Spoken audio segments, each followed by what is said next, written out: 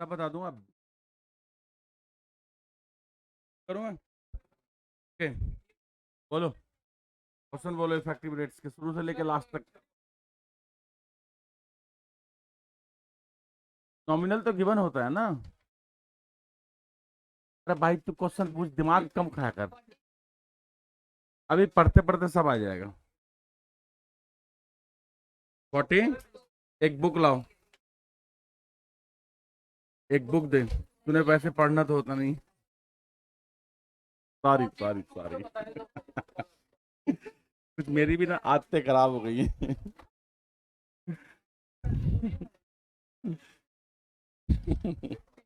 अब नहीं बोलूंगा कुछ भी, ठीक है।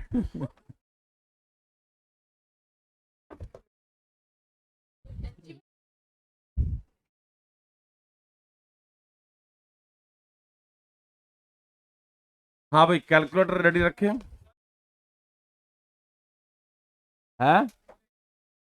इफेक्टिव रेट क्या होता है? देखो, बड़ा सिंपल सा है। जैसे मान लो कि आपने बैंक में अपना कोई पैसा इन्वेस्ट किया।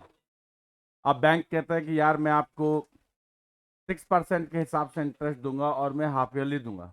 आप कहते हैं यार मैं ये चीज़ें नहीं जानता, ये हाफरली वाफरली क्या होता है, मेरे को सीधा बता दे कि तू मेरे को इंटरेस्ट कितना देगा। फाइनल मुझे कितना, 100 रुपीज़ पर मुझे कितना इंटरेस्ट मिल जाएगा, उसे हम इफेक्टिव रेट कहते हैं। बात समझ में आ गई? यानी वो चाहे कंपाउंडेड, सॉरी, हाफ ईयरली हो या क्वार्टरली हो, हमें एक फाइनल रेट निकालना होता है कि फाइनली इस रेट से मुझे इंटरेस्ट मिलेगा। समझ गए? जैसे एक बैंक कहता है मैं आपको एनुअली इंटरेस्ट देता हूँ, दूसरा कहता है मैं आपको हाफ ईयरली देता हूँ, तीसरा कहता है मैं आपको क्वार्टरली देता हूँ। अब मुझे समझ में नहीं आता कि भाई आप कैसे कैलकुलेशन करते हो, तो मैं बैंक को क्या कहता हूँ कि यार मुझे सीधा बताओ आप, क्या आप जैसे मान लो 6% दे रहे हो, तो इसका मतलब 6% वाला आपको कह रहा है कि यार मैं आपको एक साल में 100 रुपीज जो है वो 106 दे देता हूँ। दूसरा कहता नहीं मैं उससे ज़्यादा देता हूँ। कैसे भाई? क्योंकि मैं हाफरली कैलकुलेट करता हूँ। तो हाफरली कैलकुलेट करता हूँ, इसका मतलब मैं पहले आपको 3 रुपये देता हूँ, 103 बन गए। फिर मैं आपको 103 पर इंटरेस्ट देता हूँ। जैसे मान लो मैं आपको 6 रुपये 10 पैसे देता हूँ, समझ गए? तो वो क्या कहता है कि मुझे ये कैलकुलेशन नहीं आती है, मुझे आप फाइनली बताओ कि मुझे इंटरेस्ट कितना मिलेगा। उसे हम क्या कहते हैं? इफेक्टिव रेट कहते हैं। बात समझ में आ गई? अब कैसे देखो इसको कैलकुलेट करते हैं, वो बिल्कुल है बेटा। नॉर्मल में तो वही मैंने बताया ना कि वो एनुअली होगा या हाफ ईयरली होगा। इसमें क्या हम फाइनल रेट ऑफ इंटरेस्ट निकाल देंगे। क्या? नहीं, इफेक्टिव रेट जो होता है वो एक साल का ही होता है। समझ गए? कंपाउंड जो होता है वो तो अलग चीज है ना। देखो, सिंपल इंटरेस्ट और कंपाउंड इंटरेस्ट पहले साल में तो सेम ही होता है, और फिर नेक्स्ट ईयर में जाकर वो कंपाउंड बनेगा ना। भाई जब आपको 100 रुपीज पर 10 मिल गए तो 110 हो गए, अब आपको 110 पर इंटरेस्ट मिलेगा, तब कंपाउंड बनेगा। तो अगर एक साल से ज्यादा का निकालोगे, वो आपकी मर्जी है। आप चाहे आपको कंपाउंड के लिए बोलेगा तो आप कंपाउंड निकाल लेंगे, आप एक साल का निकालते हो इसमें। हाँ, इफेक्टिव रेट जो होता है वो एक साल का ही होता है। इसमें कंसेप्ट तो कंपाउंडिंग का ही है। इफेक्ट आप समझे नहीं इसका मतलब। तो मैं आपको समझाता हूँ, एक क्वेश्चन से आपको क्लियर हो जाएगा। जैसे क्वेश्चन नंबर 42 रीड करो, क्या कहता है? The effective rate of interest corresponding to the nominal rate 3% payable half yearly. तो वो कैसे पे करेगा? 3% हाफ ईयरली पे करेगा। लेकिन वो क्या चाहता है कि मेरे को फाइनल बताओ कि मुझे कितना इंटरेस्ट मिलेगा। तो वो कैसे कैलकुलेट करेंगे, समझना। देखो, क्वेश्चन नंबर है 42। ई इज इक्वल टू 1 + आई कितना है बोलो?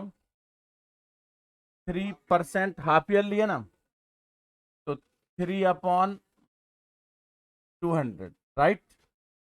अब एक साल में काउंटिंग कितनी बार होगी? 2 बार। तो यहाँ पर जो फाइनली होता है 1 ईयर होता है। अब 1 ईयर में 2 बार काउंटिंग हो रही है, तो यहाँ 2 आ जाएगा। बात समझ में आ गई? और उसके बाद माइनस कितना? 1। आप एक काम करो,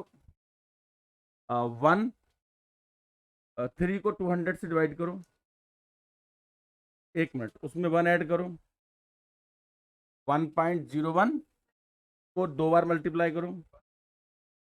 1 मिनट, 1.03022 राइट, -1 क्या आ गया 0.225।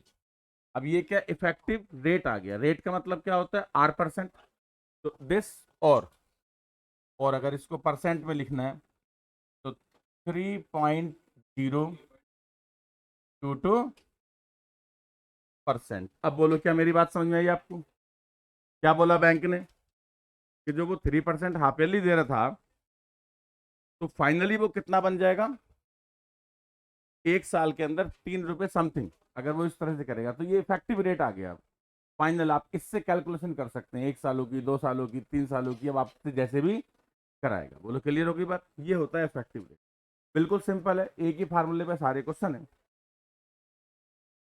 1 साल का ही होता है इफेक्टिव रेट की। यही खास बात है कि इसमें टाइम नहीं होता है, 1 ईयर होता है। अब 1 ईयर में अगर हाफ ईयर लिए तो 2 बार कैलकुलेशन होगी, क्वार्टर लिए तो 4 बार होगी बस। ठीक है, मंथली है तो 12 बार होगी। मंथली के क्वेश्चन खूब आते हैं एग्जाम में। अब जैसे 42 के बाद किस पे आ जाओ, 43 पर आ जाओ। 43 में देखो क्या है। 43 में कहता है 7% पर एनम है और क्वार्टरली है 7% पर एनम। अब देखो 7% पर एनम क्वार्टरली, सही लिखा क्या मैंने? क्वार्टरली में क्या किया, 7 को 4 से डिवाइड कर दिया और नीचे 100 तो होता ही है। और कितनी बार कैलकुलेशन होगा क्वार्टर में? 4 टाइम। ठीक है, 407 को 400 से डिवाइड कर दो। हाँ मतलब 7 को कर दो से, उसको 4 बार मल्टीप्लाई करो, प्रेस द बटन 3 टाइम्स। 4 बार का मतलब फाइनल आ गया कितना 1.18 के बाद 5। ठीक है यार, इतना शायद हो जाएगा, 5 तक लिख दो क्या? 5 9 तक ही लिख देता हूँ, -1। तो 0.07186 कर दूं, 86 कर देता हूँ और 100 से मल्टीप्लाई कर दो। 7.18 दिया है कि 19 दिया है? 18 दिया। तो ये आपका सॉल्व हो गया। हो गया 43 हो गया। लिखना है तो 43 के बाद क्या आ गया 44। लेकिन इसमें देखो ध्यान से पढ़ो, क्या है मंथली है। मंथली है, कैलकुलेटर का यूज बहुत ज्यादा है। देखो 44 ई इज इक्वल टू क्या रेट ऑफ इंटरेस्ट है 6% कंपाउंडेड मंथली। तो 1+6/1200, 12 मल्टीप्लाई 100 तो होता ही है और पावर कितना 12 और -1। ठीक है, तो ये कितना हो जाएगा 1+0.00 की पावर 12। 1.005 लिखो और उसको 11 टाइम, 11 टाइम बटन प्रेस करोगे एक बार तो ये हो ही जाएगा 1 पॉइंट, हाँ हाँ 77। बहुत छोड़ो आगे, -1, 0.0616 नहीं छोड़ दो, है ना। 100 से मल्टीप्लाई कर दो और 6.16 या 17 जो भी होगा 1 आ गया। 17 दिया है क्या? एक ही बात है, अगर 17 भी देता तो आगे वाला डिजिट हाँ तो वो आ जाता है उससे। तो बोलो समझ में आ गया? तो काम किसका है? कैलकुलेटर का। मंथली वाले क्वेश्चन खूब आते हैं। आगे देखो आया भाई ये तो सारे। अब कितना हो गया ये 44 हो गया। 45 में देखो सेम क्वेश्चन है बट पेएबल हाफ ईयरली है और वही 6% है। तो देखो चेंज आ जाएगा 45 इक्वल टू 1+ हाफ ईयरली है ना, तो 6/2 मल्टीप्लाई 100 बन गया, और हाफ ईयरली है पावर 2 - 1, राइट। कितना आ जाएगा? 1.03 आ जाएगा ना, ये 03 पावर 2 - 1। बोलो कितना आ रहा है? 1.09 माइनस, तो 0.060, और इसको 100 से 6.09%, करेक्ट। ये हो जाएगा 45 हो गया। 46 थोड़ा सा खतरनाक ही है। 46 आप लोग अगर प्रैक्टिस कर रहे हैं कैलकुलेटर पे तभी बात बनेगी। सर 62 87 भी बता दो, बिल्कुल बिल्कुल बता दूंगा, लिख देना 62 और 87 आने दो वहां तक। 46 में है effective rate of interest 99 per annum calculated monthly. Calculated monthly है क्या? तो मंथली है तो इक्वल टू 1 प्लस कितना है? 9.9 1200 पावर 12 माइनस 1, तो ये कितना हो जाएगा? 00। ये आ रहा है क्या? ये कौन सा 12 पावर के बाद आ रहा है? अच्छा 12 पावर से कहाँ पर? पक्का 8 टू पावर 12 करो, 12 पावर को कैलकुलेट।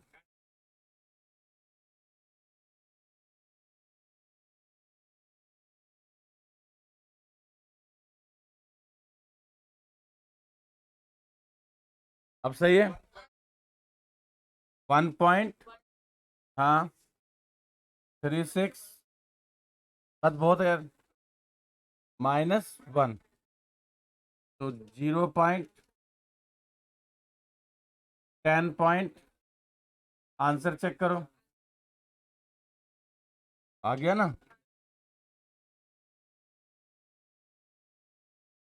46 के बाद क्या आ गया? नहीं 47 कल हो गया। 50 52 क्या है? 7% मंथली। चलो 52 इक्वल टू 1 प्लस 7% मंथली, समझ गया? पावर कितना? 12 -1। बोलो ये कितना आ रहा है?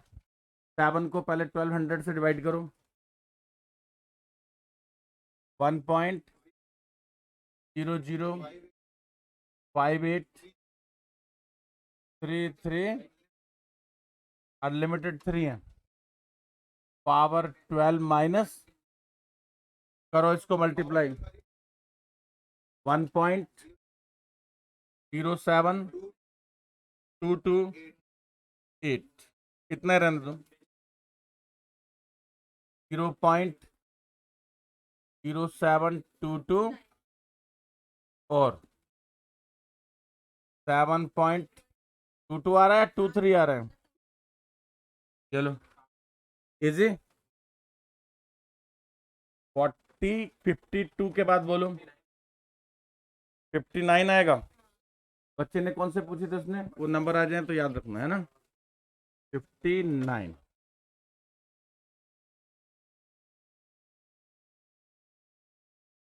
59 देखो, अरे ये तो सेम ही है, 7% का क्वार्टरली है ना, तो ये लो इक्वल टू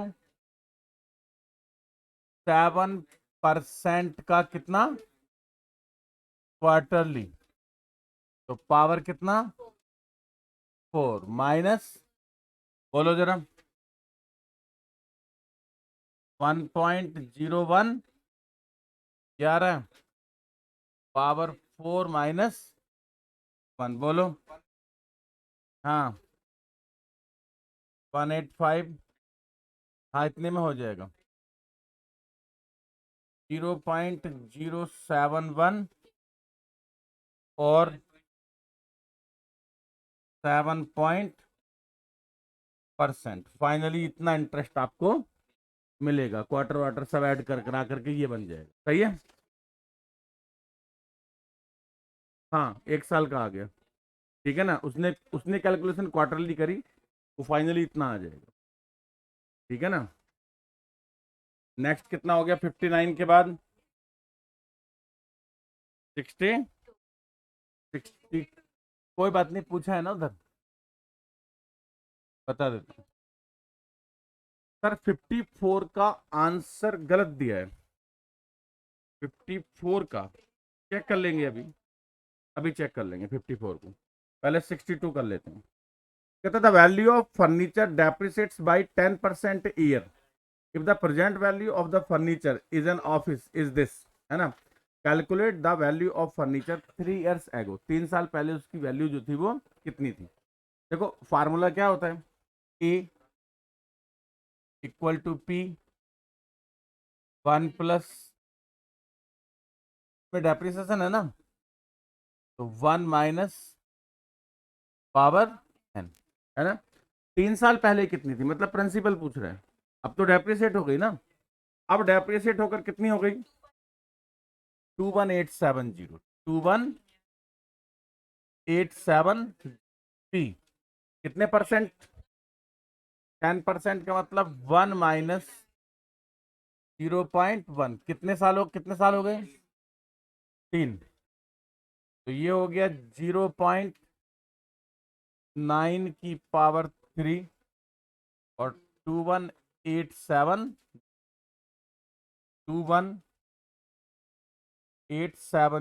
अपॉन 0.72 कितना आ रहा है 30,000 आ जाएगा 30। चलो 62, एक 54 का आंसर गलत है, चेक कर लेता हूँ 50।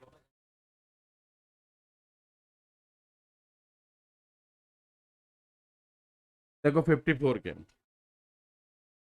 क्या गलत आ रहा है देख लेते हैं। ये कहता है a bank pays 10% rate of interest calculated half yearly, okay, a sum of ₹400 is deposited in the bank. 400 रुपये है ना, A is equal to 400 principal हो गया 1 + इंटरेस्ट कितना है, कौन सा क्वेश्चन है ये 54 है, 54 ही पूछा ना। 10%, लेकिन 10% को कैसे कैलकुलेट कर रहे हैं, हाफ ईयरली ना, तो 10/2 मल्टीप्लाई कितने सालों का पूछे, 1 साल का, तो ये आ जाएगा। सही है। और हाफ ईयरली में तो रेट आधा कर दिया ना, और पावर 2 हो गई, 1 साल का पूछा है, करेक्ट है। तो ये कितना बन गया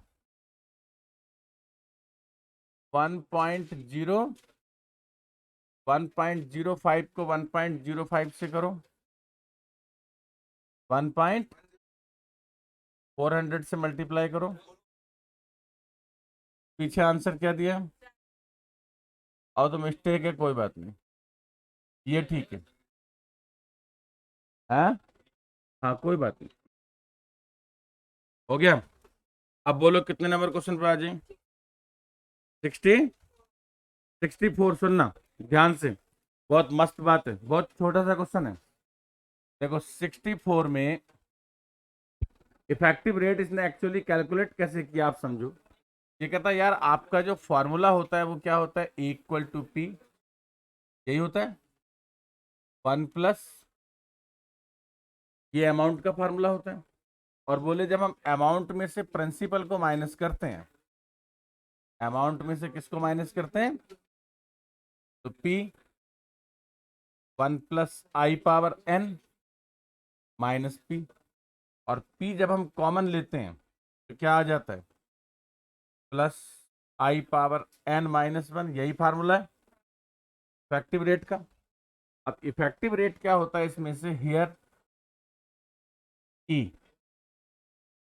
is equal to 1 plus i power n minus 1। Effective rate calculate करने के लिए, इफेक्टिव रेट तो आपको सिर्फ ये बताता है कि आपके 100 रुपीज कितने बन जाएंगे, 107 बन जाएंगे या 105 बन जाएंगे, ये नहीं बताता कि आपके 10,000 कितने बन जाएंगे। उसके लिए आपको ये वाला फार्मूला कैलकुलेट करना पड़ता है। बात समझ में आ गई? यानी इफेक्टिव रेट का प्रिंसिपल के साथ कोई रिलेशन। देखो क्वेश्चन पढ़ो, अमाउंट ऑफ प्रिंसिपल कहता है effective rate does not depend upon, किस पर डिपेंड नहीं करता, प्रिंसिपल पर डिपेंड नहीं करता, बाकी अमाउंट ऑफ इंटरेस्ट पे, इंटरेस्ट पे तो डिपेंड करेगा ही करेगा। और कन्वर्जन पीरियड, पीरियड को तो कन्वर्जन करना ही पड़ता है, हाफ ईयरली है तो अलग, क्वार्टरली है तो ऑप्शन ए आएगा उसका आंसर। 64 का क्या आएगा, ए आएगा, ऑप्शन ए आएगा। ठीक है ना, नीचे लिख देना does not, e does not depend on principal. Correct, ये लाइन मेंशन कर देना, ई जो होता है वो प्रिंसिपल पर डिपेंड नहीं करता है। ठीक है, टीचर्स पर डिपेंड करता है, बोले प्रिंसिपल पर डिपेंड नहीं करता।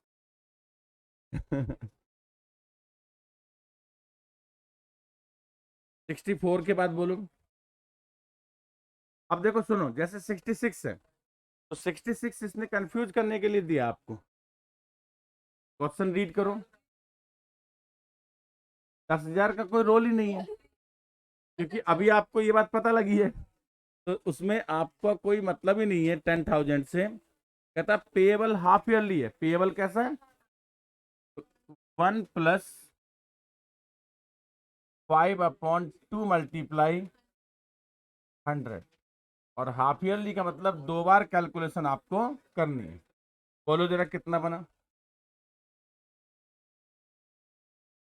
1.025 को होल स्क्वायर कर लो, में से 1 माइनस कर लो, उसको 100 से मल्टीप्लाई कर लो, 5.06% सीधा आ जाए। हो गया। और 66 के बाद बोलो,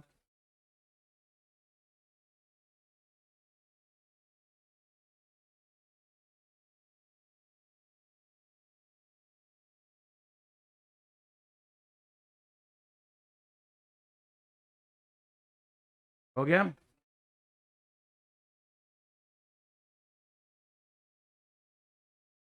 62 बता दिया था कि मैंने, 62 बता दिया। अभी बोलो कितना आ गया, क्या है बोलो 67 में, 10% पेवर क्वार्टरली, तो 10/4 मल्टीप्लाई 100, क्वार्टरली है ना, पावर 4 माइनस 1, कितना बना ये, 0 2 का 4 टाइम मल्टीप्लाई कर, 103812, बोल छोड़ना,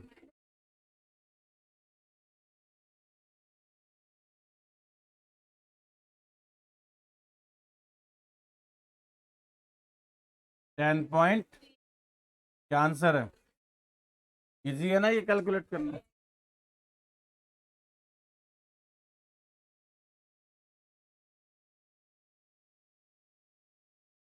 हाँ,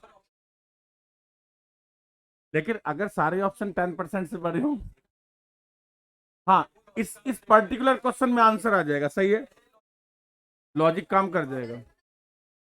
मतलब इस पर्टिकुलर क्वेश्चन में जो ऑप्शन है दे आर नॉट गुड, तो इसलिए आंसर देख के ही पता लग रहा है। हाँ हाँ बिल्कुल, राइट राइट। आगे बोलो कितना आ गया, क्वेश्चन नंबर बोलो नेक्स्ट। हेलो भाई साहब, नेक्स्ट क्वेश्चन नंबर बोलो। 80, 83 तो फार्मूला ये, 81, एक 82 किसने पूछा था, 67 में पर क्वार्टर हो तो डेट चेंज नहीं होगा क्या सर, 67 में पर क्वार्टर ही तो है, पर क्वार्टर से ही सॉल्व किया है। आर डिवाइड बाई 4 वाला रूल ही लगाया, देखो ना 10% को 4 से डिवाइड किया और 4 67 67, हाँ क्वार्टरली से ही सॉल्व किया भाई। तो आगे क्या पूछ रहे थे? 67 के बाद क्या पूछा एक बच्चे ने क्वेश्चन? 82 और पूछा था ना किसी ने, लिखो जरा। 87 था, 87 था, हाँ ठीक है। और आप कौन सा पूछ रहे हैं? 80, 86 और 86 और 87 पूछ रहे हैं, ये लो। 84 तो कर ही लोगे। 83 तो फार्मूला बेटे, 83 तो फार्मूला है, और 84 तो 24% का तो बहुत ईजी है। अच्छा मंथली है, कोई बात नहीं, कैलकुलेशन कर लो, मंथली है तो ये लो। कितने नंबर है ये? 84 लिख लो यार, क्या है 84 में बोलो कितना दिया है? 24, तो 1 प्लस 24 अपॉन 12 इंटू 100 की पावर, बस आपका काम है कैलकुलेटर से 1.02 का 12 टाइम मल्टीप्लाई करो,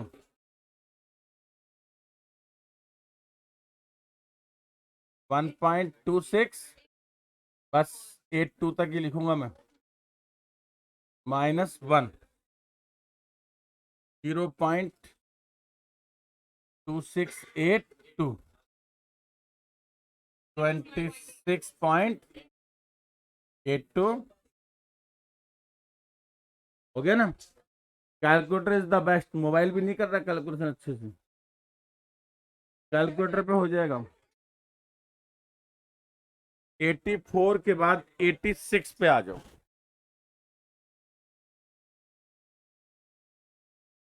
86 अभी तो आया था क्वेश्चन 21 में, कुछ नहीं है इसमें।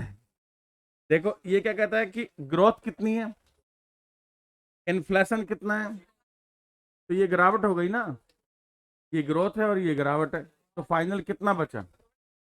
फाइनल मतलब इफेक्टिव रेट कितना बचा? दोनों चीज एक साथ हो रही है, तो 8% ही तो बचा।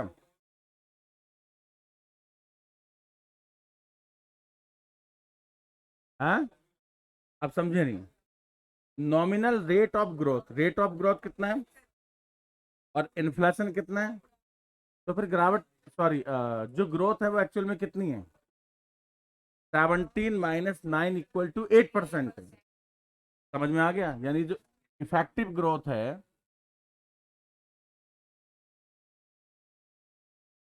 Effective growth rate, growth rate कितना है? 17 -9 इज इक्वल टू, से कैलकुलेट करोगे। ये तो सिंपल आईक्यू लेवल का क्वेश्चन है, ऐसा कुछ भी नहीं था इसमें। अब क्या कहता है 6 साल के बाद चाहिए, तो 6 साल के बाद देखो फार्मूला क्या होता है? P 1 प्लस, हाँ इफेक्टिव रेट वाला लगा दूं, अमाउंट तो उसने दिया ही नहीं है ना, तो ये ले लो 1 प्लस पावर कितना है? नहीं यार ई वाला नहीं लगेगा, वो तो 1 साल के लिए काम करता है ना। इसने कितना बोला है? तो आपको प्रिंसिपल लेना पड़ेगा, तभी इसने पी लगा रखा है साथ में। तो ए इक्वल टू क्या होता है? पी, सही है, पी 1 प्लस 100 पावर 1.08 हो गया ना, 1 पॉइंट, जरा मल्टीप्लाई करो इसको 6 टाइम, 1.5,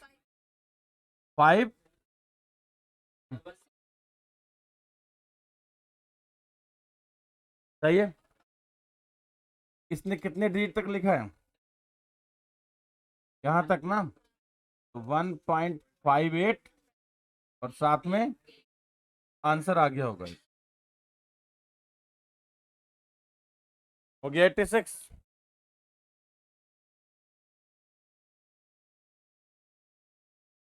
जी 87 पे आ जाओ। What is the difference in rupees between the simple interest and compound interest? और टू, ये अच्छा तगड़ा क्वेश्चन है। ये 2 पावर 2/5 नहीं है, ये 2+2/5 है। ये तो पागल है। ठीक है ना। एक काम करो, पहले आप, कितना है 2 and 2/5 ईयर्स है ना, ये 12/5 हो गया। एक मिनट, पहले आप सिंपल इंटरेस्ट निकाल लो। रुपी कितने हैं? इंटू 12। रेट ऑफ इंटरेस्ट क्या है? 10 है। और 5 इंटू, तो 19 रुपीज 1920 हो गया। अब आप इसका एक काम करो, पहले अमाउंट निकाल लो। क्या निकाल लो? अमाउंट कंपाउंड इंटरेस्ट से। अब जरा समझना, कितने रुपए हैं, ध्यान देंगे सारे बच्चे। रेट ऑफ इंटरेस्ट कितना है? तो पहले साल में ये हो गया, और ये दूसरे साल में हो गया, है ना। तीसरे साल का समझो, कितने ईयर हैं? 2/5 मल्टीप्लाई 10, 4 रुपीज। नहीं समझे? यानी जो आपके 100 रुपये हैं वो कितने बनेंगे? सिंपल है यार। अगर आप बैंक से 6 महीने में पैसा निकाल लाते हो, तो आपको कितना, अगर 10% इंटरेस्ट मिल रहा है तो 6 महीने का 5 ही मिलेगा वहां पर आपको। तो जितना भी टाइम में उसने कैलकुलेट किया, 2/5 ईयर्स। देखो, ये था टू, टू का, ये पहले 1 का, ये फिर 1 का, और ये बचे हुए का 2/5 का। एक साल में 10 रुपये मिलते हैं, आधे साल में 5 मिलेंगे। और ये कितने हैं? 2/5। तो आप ऐसे लिख लो ना, interest of 1 year is 10, interest of 2/5 year is 10 multiply 2/5। तो वो 4 रुपये मिलेगा। वो 4 रुपये मैंने अलग से लिख के बता दिया इसलिए। तो यानी आपका जो 100 है वो कितना बन जाएगा? 104 बन जाएगा। कैलकुलेट कर लो। 1 2 3 4 5, 3 4 5। हाँ बोलो क्या आएगा? 11100, फिर 67.2, ऐसे लिख दूं। अब कंपाउंड इंटरेस्ट निकाल लो। 10067.2 माइनस, अब बोलो कितना आएगा? 2067.2। अब इसने दोनों का डिफरेंस पूछा है,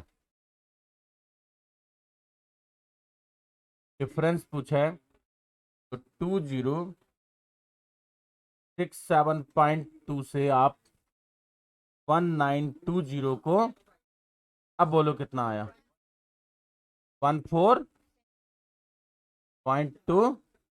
अब मैच करो आंसर क्या हो गया। हाँ जी,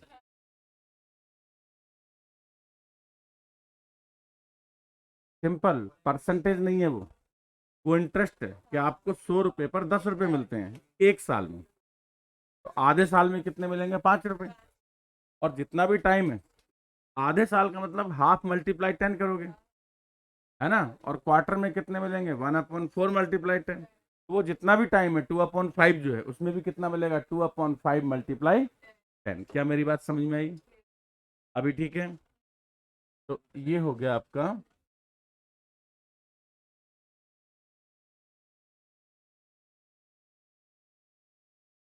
डन। फिनिश। पूरे साल में नहीं, 2/5, 2/5 कितना होता है? 0.4 ईयर।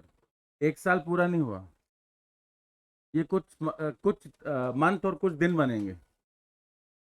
12 2/5 जो है वो जब आप डिवाइड करोगे 0.4 हो गया, 0.4 मल्टीप्लाई बाई 12 कर 4.8, 4 तो महीने हो गए, और 0.8 को 30 से मल्टीप्लाई कर 24 दिन। हाँ जो भी 24 आएगा यार। हाँ, तो ये 4 महीने 24 दिन है ये। तो मैंने इसको क्या किया, 2/5 को सीधा मल्टीप्लाई बाई 10 कर दिया। आपका कुछ भी आ जाए, मान लो जैसे रेट ऑफ इंटरेस्ट आ गया 9%, और टाइम आ जाए 3 साल 3 महीने, 3 साल और 9% है, तो 109/100, 109/100, 109/100, 3 साल का हो गया। अब कितना बचा, 3 महीने, तो 3 महीने मतलब क्वार्टर। साल का कौन सा हिस्सा है, 3/12, 1/4, तो 1/4 मल्टीप्लाई बाई 9 करना, 1/4 मल्टीप्लाई बाई 9 करना। मैं एक और करके बता देता हूँ आपको ताकि प्रॉब्लम ना रहे। ठीक है, अभी जो मैंने क्वेश्चन बोला, क्या बोला मैंने, कि जैसे प्रिंसिपल है 10,000, कितना है, और इसमें रेट ऑफ इंटरेस्ट है 9%, है ना, और टाइम में इसमें लिख रहा हूँ 3, और कितना, 3 ईयर 3 मंथ। ये अगर ऐसा क्वेश्चन दिया हो और इसमें आपको अमाउंट कैलकुलेट करना है, तो 3 ईयर का तो अपने को पता ही है। देखो कितना हो गया, 10,000 मल्टीप्लाई 109/100, 109/100, 109/3 साल हो गए। अब कितने महीने बचे, 3, तो आप इस तरह से लिखेंगे 3 मंथ का मतलब 3/12 ईयर, 3/12 ईयर का मतलब 1/4 ईयर, है ना, और 1/4 ईयर का क्या चाहिए आपको, इंटरेस्ट, है ना, तो 1/4, एक साल में कितना मिल रहा था, 9 रुपये, तो 4 से इसको डिवाइड करो, 4 2 8, 2.25, तो यहाँ आएगा बेटा 100 रुपये आपके कितने बन गए, 102 पॉइंट, यस। अब कैलकुलेटर का काम है ऐसे करते हैं, क्या कर रहे हो, हाँ, क्वार्टरली में होता, तो क्वार्टरली में क्या करते हैं, रेट ऑफ इंटरेस्ट अगर क्वार्टरली होता, एक मिनट वही बताया तुम, तो ये कैलकुलेट होके आ जाएगा, कैलकुलेशन पे अपन ध्यान नहीं दे रहा। अब आपने क्या पूछा, इसमें क्या लिखा था, पर एनम। अब आप कह रहे हो कि सेम क्वेश्चन हो, क्वेश्चन तो सेम हो, लेकिन इसमें जो इंटरेस्ट हो वो क्या हो, 9% पर क्वार्टर हो, तो बोले कैसे करेंगे, है ना, सिंपल है बेटे। पर क्वार्टर का मतलब क्या हो गया, अपॉन 4 हो गया, और ये हो गया 2.25 आ जाएगा, 2.25% लिख दो एक बार इस पे। ठीक है, लेकिन क्वार्टर में जो आपका एन है, नंबर ऑफ अटेम्प्ट देखो, 3 साल थे, तो 3 साल में 12 अटेम्प्ट, 3 ईयर में 12 क्वार्टर, और +1 क्वार्टर, 3 महीने का एक क्वार्टर होता है, तो 13 क्वार्टर हो जाएंगे, समझ गए। 3 ईयर में 3 4 जा 12, और 3 मंथ का 1 क्वार्टर, तो 13 क्वार्टर, 13 क्या बन गए। मैं बार बार एक वर्ड बोलता हूँ, आप ध्यान नहीं देते, देखना ये होता है, बैंक हमारा हिसाब किताब कितनी बार करेगा, हर क्वार्टर पे करेगा, हर क्वार्टर पे, हर 3 महीने के बाद करेगा, यानी एक साल में 4 बार करेगा, तो 3 साल में 12 बार करेगा, है ना। एन क्या होते हैं, N is not a time in year और in half year, N are the number of attempt of हिसाब किताब, सिंपल। ठीक है ना, कि बैंक हमें कितनी बार हमारे इंटरेस्ट को हमारे ओरिजिनल मनी में प्लस करता जाएगा, ये होता है। तो क्लियर हो गई बात आपको, और क्या पूछ रहे हैं, 86 बता दिया ना, 86 बता दिया था क्या, चलो एन्युटी का बेसिक समझते हैं।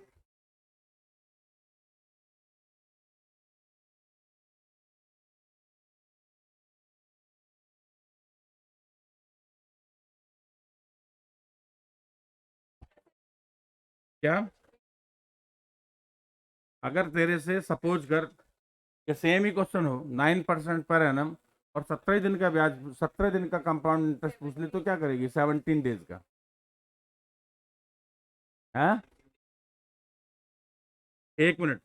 जो इफेक्टिव रेट था, अब डेज में काउंट करना पड़ेगा, उसको 365 से डिवाइड करेंगे, समझ गए? और पावर में डेज चले जाएंगे फिर। नहीं समझ में आई बात? मैं बता रहा हूँ, एक एग्जाम्पल ले। एक, हाँ, क्या कह रहे हो?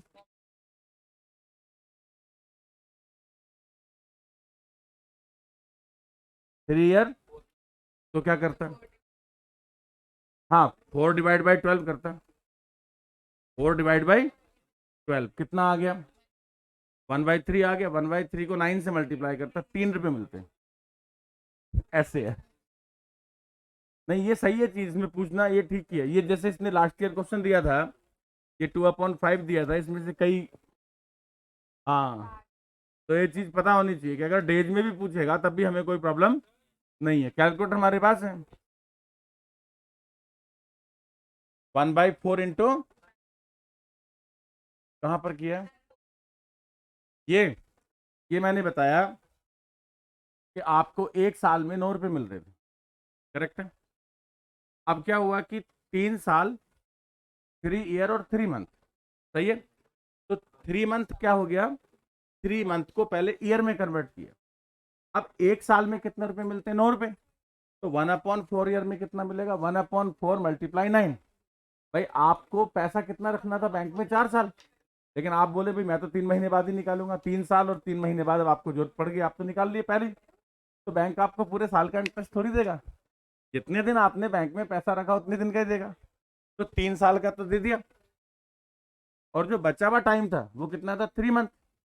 तो 3 मंथ को मैंने ईयर में कन्वर्ट किया, और ईयर को 9 से मल्टीप्लाई, यानी आपके 2 रुपये 25 पैसे और बने। जो आपके 100 रुपीज थे वो कितने हो गए? 102.25 हो गए। तो लोग, मेरी बात समझ में आ गई? और बाकी कैलकुलेटर से आप क्या कर लेंगे? कैलकुलेट कर लेंगे। अब एक क्वेश्चन और आया कि अगर डेज में पूछ ले, किसमें पूछ ले? डेज में। जैसे एक एग्जांपल और ले लो, जैसे मान लो प्रिंसिपल आ गया आपका कितना? 10,000। रेट ऑफ इंटरेस्ट लिख दो, जैसे आप 18% पर एनम, पर एनम, ये है। और आपको करना क्या है? टाइम। टाइम कितना? आप बोलो कितने डेज रख दूं? 17 डेज का आपको कैलकुलेट करना पड़ रहा है, क्या? Compound interest. तो कैसे करोगे? 1 मिनट। सिर्फ 17 डेज है, तो देखो 17 अपॉन, तो ये ईयर हो गए, 17 डेज के ईयर बन गए, और multiply by rate of interest क्या था? 18। समझ आ गया? कितना बना? 0.83, ये बन गया। अब देखो, अमाउंट इक्वल टू प्रिंसिपल कितना है, मल्टीप्लाई आपके जो 100 रुपए थे पर आपको ये और मिलेगा 83। करो कैलकुलेशन, कितना मिल गया? 10,000, 83 ये ले, 83 रुपीज मिल गए तेरे को। 2 जीरो आएंगे। ओके,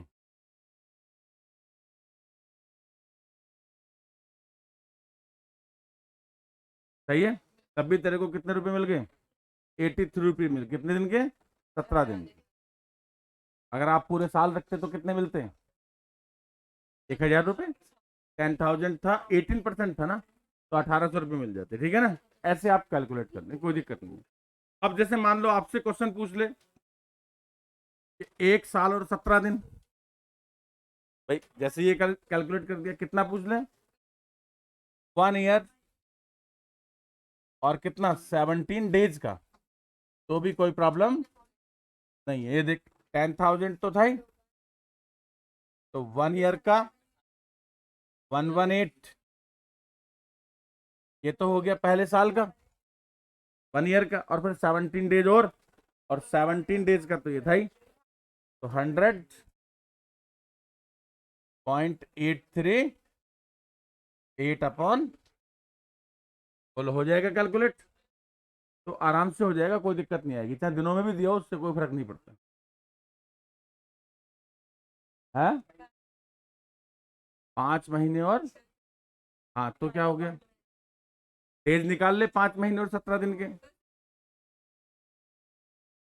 30 से काउंट करते हैं। हाँ जब हमें ऐसा नहीं दिया होता तो 30 से काउंट करते हैं सबको, ऐसा नहीं है कि यार एक महीना 30 का लेंगे एक 31 का लेंगे, नो, उसे डिफॉल्ट रेट कहते हैं एक्चुअली, उसमें थोड़ा सा डिफॉल्ट होता है, 5 पैसे का 4 पैसे का ऐसा डिफॉल्ट आता है दिन के हिसाब से, समझ गए ना, तो वो डिफॉल्ट रेट होगा, वो तो होगा ही होगा, अगर आपको नहीं बताएगा टाइम कब से कब तक है तो। हाँ एक बार चलो,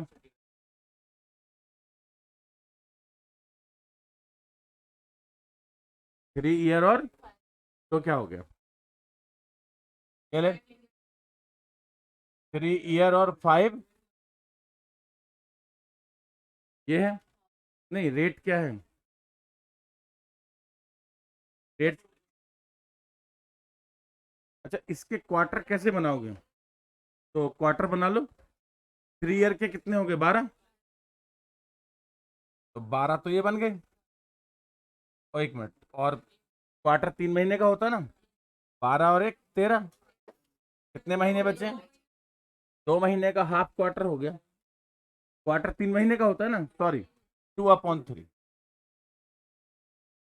क्वार्टर 3 महीने का होता है ना, तो 3 से डिवाइड कर देंगे, समझ में आ गया, तो 2/3, तो 13 + 2/3 ऐसे बन जाएगा, कोई दिक्कत नहीं है, हो गया। अब बेटे ऐसे वैसे कैसे कभी खत्म नहीं होगा बोल, अच्छा बोल।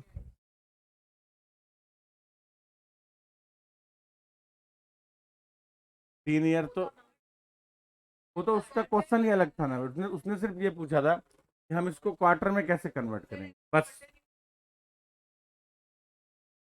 आता नहीं है वो एक अलग बात है, मैंने तो जो क्वेश्चन पूछा उसका जवाब दिया, ठीक है ना। अब देखो बेसिक चीजें सीख लेते हैं कि एक्चुअली एन्युटी क्या होती है, बेसिक एकदम, बाकी जो फार्मूले वगैरह वो कल अप्लाई करेंगे, बेसिक, ताकि हमें ये पता लग जाए कि यार हमें एग्जाम में क्वेश्चन कैसे पता लगेगा कि यार ये किसका है। आप ऐसे मान लो कि जैसे आपने अपने दोस्त से 1,000 रुपये लिए, पहले आपको जानना पड़ेगा कि what is the basic difference in between instalment and annuity, ठीक है। आपने अपने किसी दोस्त से 1,000 रुपये उधार लिए, तो उसने पूछा भाई लौटाएगा कैसे, बोला यार देख मैं मेरे हिसाब से लौटा दूंगा, दिमाग मत खाना मेरा, पर मैं तेरे पैसे लौटा दूंगा, डन।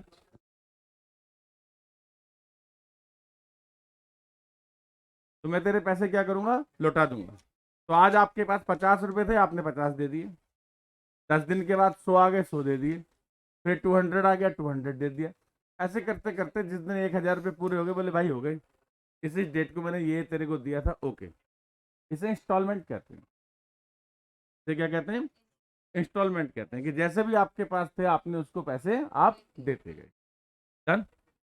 अब दूसरी चीज पे आओ, अगर वही पैसा आप उसको ये बोलते हो कि यार मैं तेरे को 100 रुपये महीना दूंगा, समझ आ रहा है, तो आपने 100 100 100 करके हर मंथ में दिए, और या in the first week of month दूंगा, एक डेट भी आपने फिक्स कर ली, यार 1 तारीख है तो वेरिएशन तो होता ही है 1 2 दिन का, वो कोई दिक्कत नहीं है, ठीक है, ऐसे करके मैं तेरे पैसे तेरे को दे दूंगा। इसमें दो चीजें आ गई, क्या, इक्वल इंटरवल, हर मंथ आपने पैसा दिया, और इक्वल अमाउंट, सेम अमाउंट और सेम पीरियड, जब सेम अमाउंट और सेम पीरियड वर्ड आ जाता है तो इसे एन्युटी कहते हैं।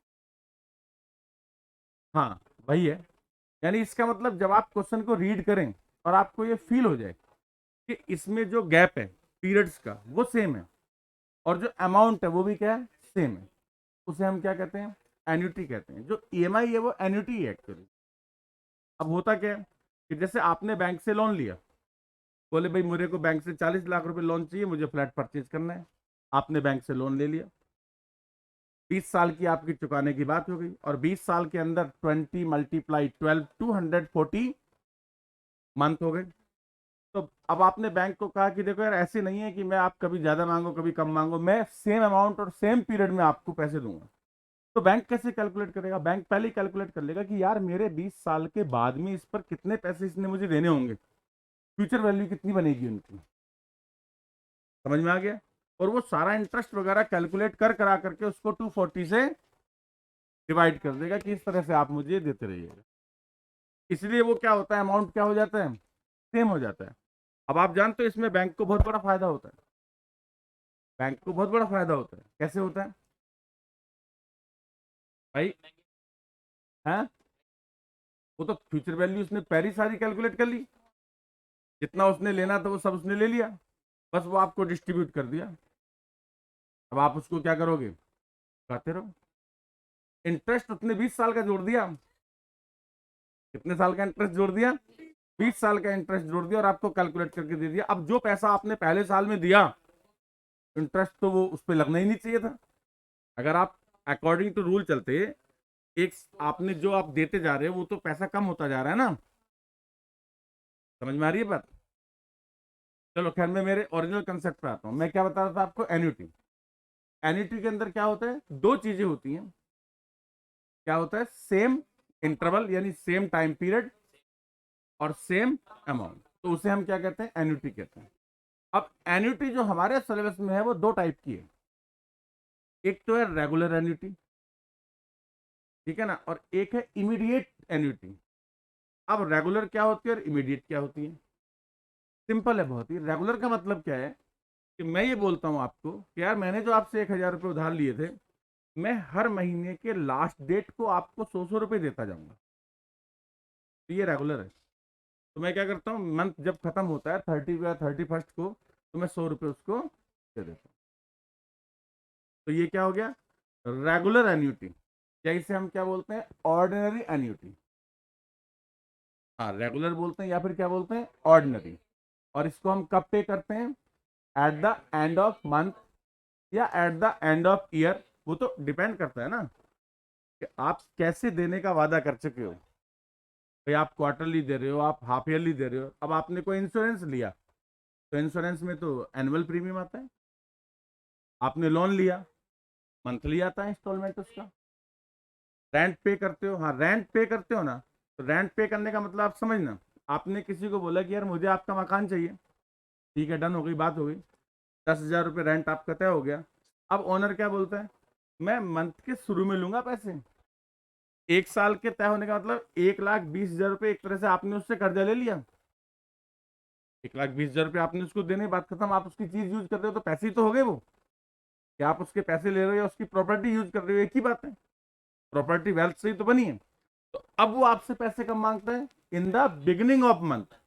उसे कहते हैं इमीडिएट एन्युटी, जिसमें आप पेमेंट कब करते हो, स्टार्टिंग में करते हो। बोलो बात समझ में आ गई? तो छोटी मोटी चीजें लिख लेते हैं, बेसिक।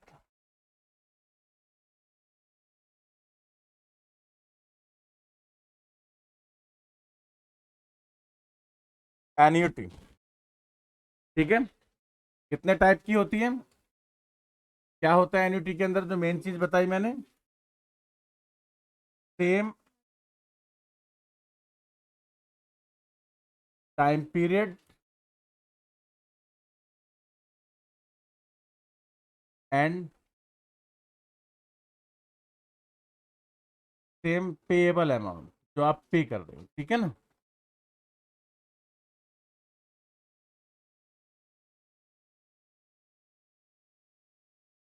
ये होती है एन्युटी।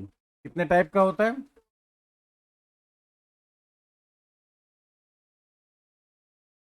दो टाइप की होती है। एक होती है रेगुलर, रेगुलर एन्युटी।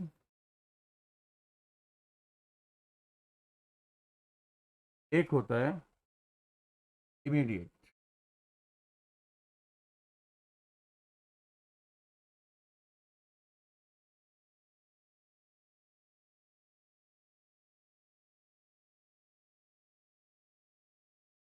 तो ordinary,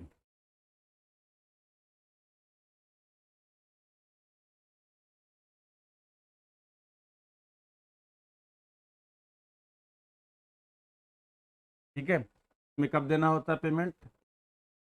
eight the end of month oblique quarter oblique year oblique, bracket में लिख देना विच इज एप्लीकेबल, जो जिस पर आपकी बात हो रखी है, ठीक है ना, विच इज एप्लीकेबल, जो भी इसमें से एप्लीकेबल हो, वो ईयर हो या क्वार्टर हो, उससे कोई फर्क नहीं पड़ता है। इमीडिएट एन्युटी में क्या होता है? At the beginning of month, at the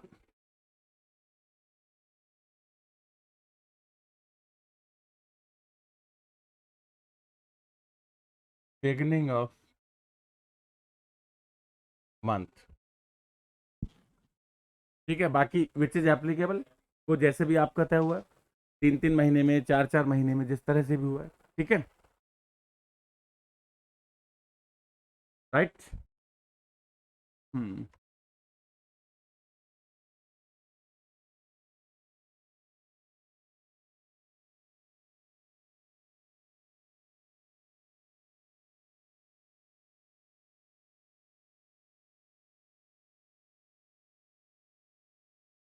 ठीक है, कल करेंगे। ओ, बाकी सिंपल चीजें जैसे फ्यूचर वैल्यूज, प्रेजेंट वैल्यूज, 2 3 ही फार्मूले होते हैं, ज्यादा कुछ नहीं होता है।